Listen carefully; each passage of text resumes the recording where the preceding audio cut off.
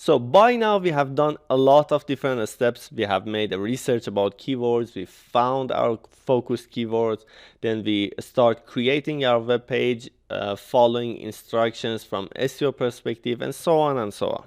But you may ask how I can bring my website into search engines like Google, Bing, Yahoo, etc. Okay, you may do all of this stuff and go in Google, search about your website, search about your web page, and you see you don't even exist, right?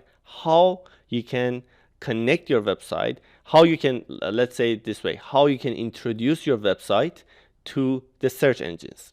Okay, for that, the first part that we're going to focus is on Google. How you can bring your website into Google search engine.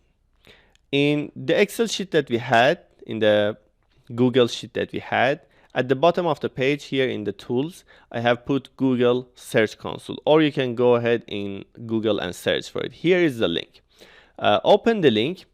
It will come to a page look like this. Click on Start Now, and you will come to a page. Of course, for you it should be empty. I have my websites here.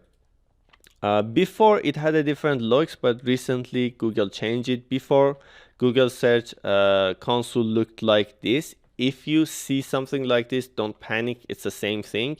It still exists. But also when you just try to search for Google Search Console, Google will direct you to this web page, right? So what you should do here, you should create a property here.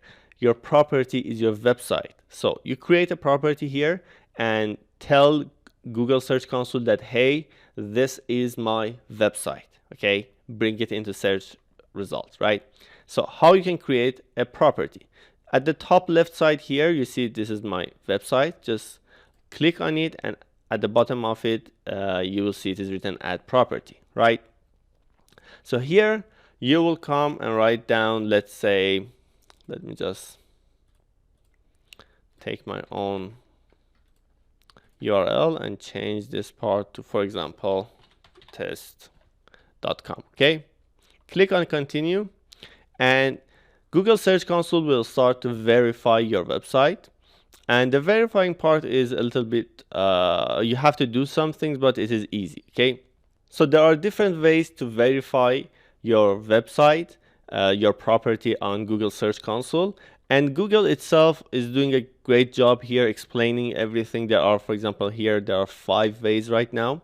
One of them is that Google is giving us an HTML file. You can download this HTML file and upload it on your host, and then come back here and click on verify. This is the first way.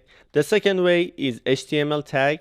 It's pretty much easy. If you have access to the head of your home page, you can just go there and copy and paste this meta tag there.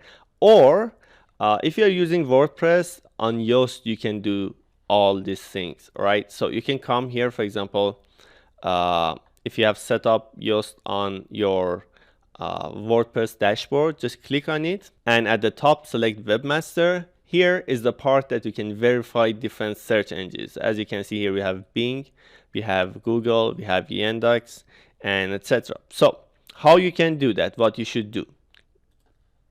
In this meta tag that you see here, there's a part, it is written content, okay? In front of it, there is a code, right? A code inside a quotation. You see the quotations here, right? Just copy and paste the code and come to your WordPress dashboard and paste it here, right? And then come back to your Google Search Console and click on verify. There are some other ways. You can use Google Analytics, Google Tag Manager, or domain name provider to verify your property. You can use all of these ways to complete this task, and after that your website will take some time, but it will appear in the search result of Google. It is exactly the same for the other search engines. All right, Also, you have to pay attention that if your website, if you're using, for example, if you have SSL, later in the upcoming lectures, we're going to talk about it. But if your website has, for example, HTTPS or HTTP, you have to use HTTP or HTTPS in your property. So as you can see here, I have my properties with HTTP and HTTPS. All right. So follow up on these instructions, create your property. And on the next lecture, we are going to talk about sitemap. Let's go for the next one.